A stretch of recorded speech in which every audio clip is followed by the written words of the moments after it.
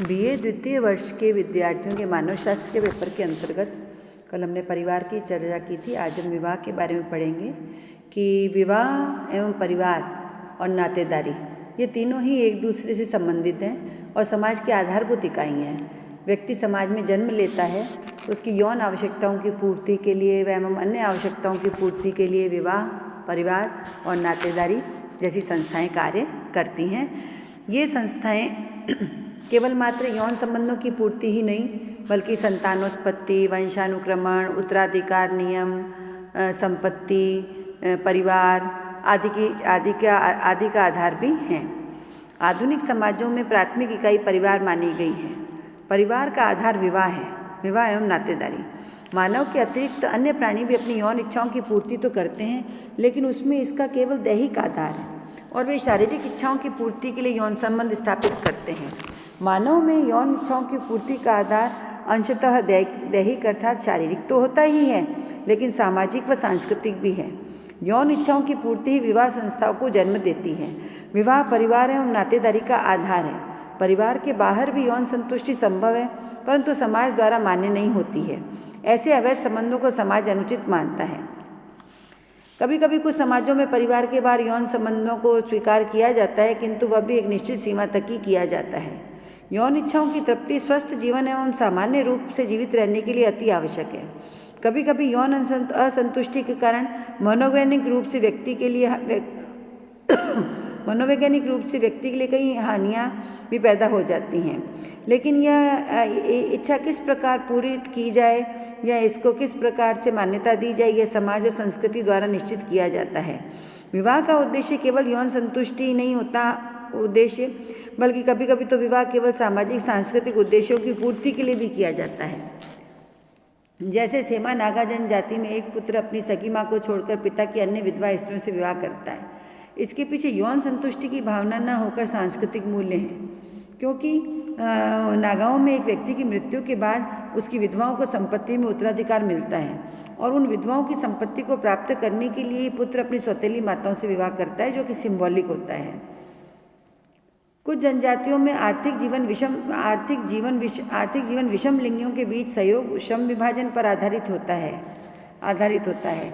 कदार लोग अपना जीवन यापन जंगलों से फल फूल एकत्रित करके करते हैं। यहाँ स्त्री और पुरुष एक दूसरे के सहयोग से कार्य करते हैं। इसी प्रकार कई आदिवासी समूह हैं जहाँ पर अलग अलग प्रकार के कार्य किए जाते हैं, लेकिन फिर भी वहाँ पर विवाह की आवश्यकता होती है।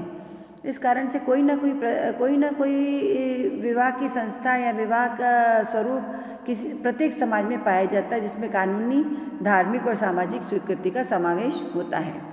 मौजूमदार और मदान कहते हैं कि विवाह शारीरिक और मनोवैज्ञानिक अर्थात संतान प्राप्ति के लिए किया जाता है, तो व्यापक सामूहिक स्तर पर इसे समूह और संस्कृति के अस्तित्व के निर्वाह में भी योग मिलता है। लूसी मेयर का कहना है कि विवाह की परिभाषा यह है कि वह स्त्री पुरुष का ऐसा योग है जिसे स्त्री से जन्मा बच्चा माता पिता की वैध संतान माना जाए। रिवर्स के अनुसार जिन साधनों द्वारा मानव समाज यौन संबंधों का नियमन करता है, उन्हें विवाह की संज्ञा दी जाती है।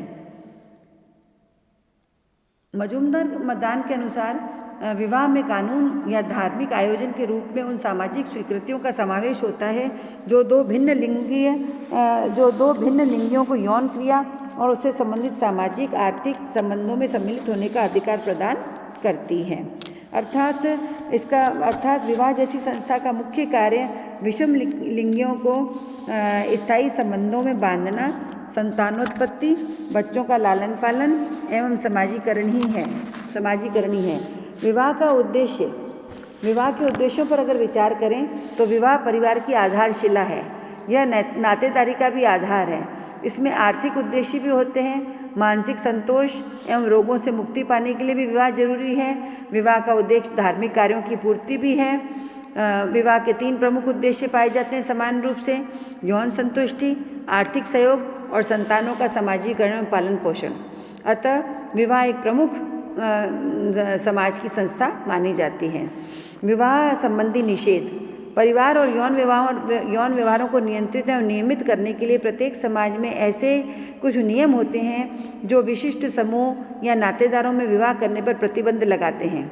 इन्हें हम विवाह संबंधी निषेध कहते हैं। ये निषेध प्रमुखतः 3 प्रकार के हैं: निकटाभिगमन निषेध, बहिर्विवाह और अंतर्विवाह। निकटाभिगमन निषेध का तात्पर्य है कि माता पिता एवं संतान तथा भाई बहनों में यौन संबंध सभी समाजों में निषिद्ध है, अर्थात इन संबंधों में विवाह वर्जित है।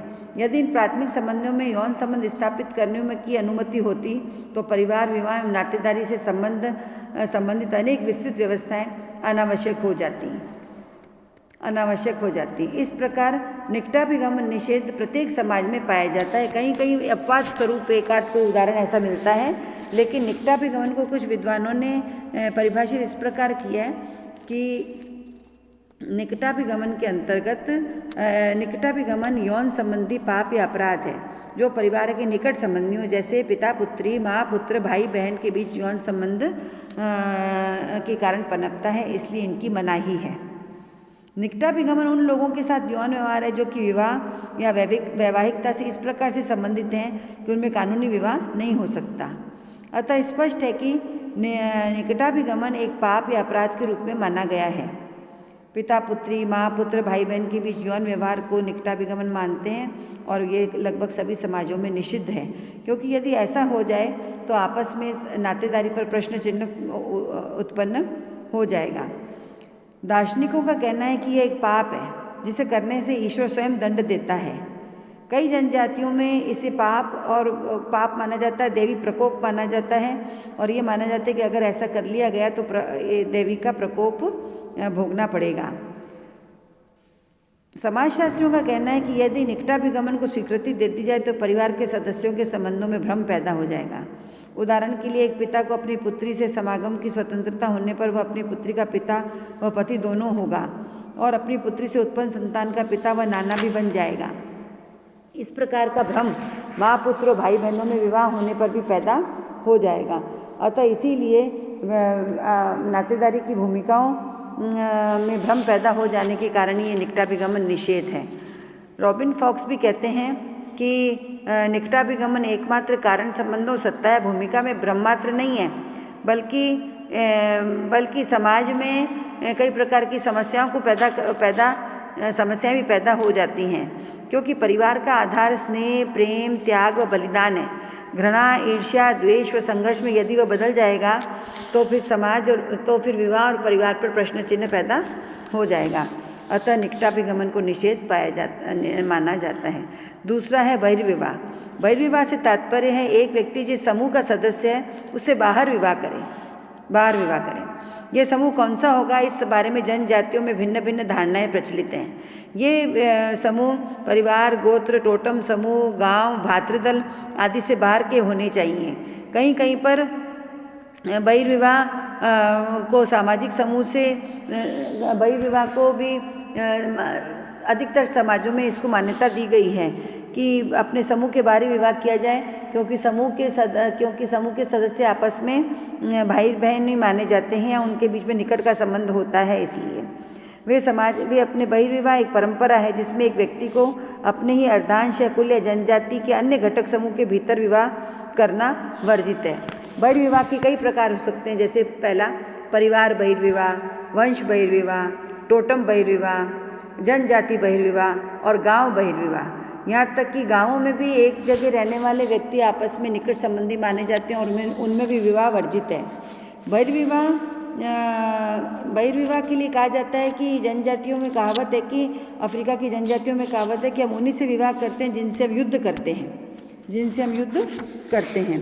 तो ये पारस्परिकता के सिद्धांत पर भी आधारित है, इसलिए बहिर्विवाह जनजातियों में पाया जाता है। वेस्टरमार्क का कहना है कि निकटाभिगमन को टालने के लिए ही बहिर्विवाह का प्रचलन हुआ, यानी निकट के संबंधियों में अभिगमन न हो और उनमें वैवाहिक और यौन संबंध स्थापित न हो, इसीलिए बहिर्विवाह का प्रचलन हुआ कि व्यक्ति को अपने समूह के बाहर विवाह करना चाहिए।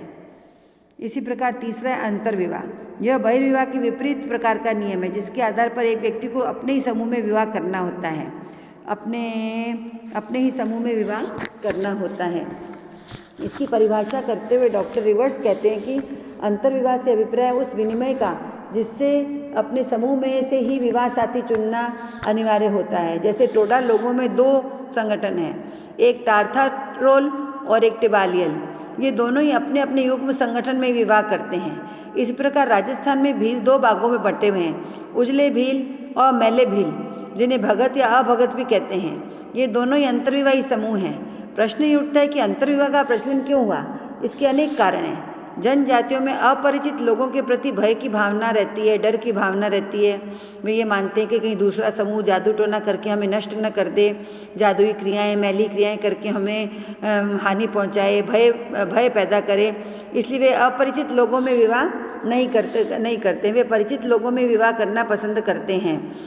लेकिन इसके अतिरिक्त प्रत्येक समूह की अपनी भाषा, संस्कृति, सामाजिक प्रथाएं व रीति रिवाज भी पाए जाते हैं जो दूसरे समूह से भिन्न होते हैं। इस प्रकार अशिक्षा, अंधविश्वास, धार्मिक रूढ़िवादिता, प्रत्येक जनजाति की आत्मनिर्भरता आदि कुछ ऐसे कारण हैं जिन्होंने अंतर्विवाह प्रथा को जन्म दिया है। अतः ये तीनों विवाह के प्रकार ऐसे हैं जो कि मान्य नहीं हैं। इसके बाद हम चर्चा करेंगे कि यदि इन पर ऐसे विवाह निषेध विवाह हैं तो फिर अधिमान्य विवाह कौन से हैं। अधिमान्य विवाह की चर्चा हम अगली कड़ी में करेंगे।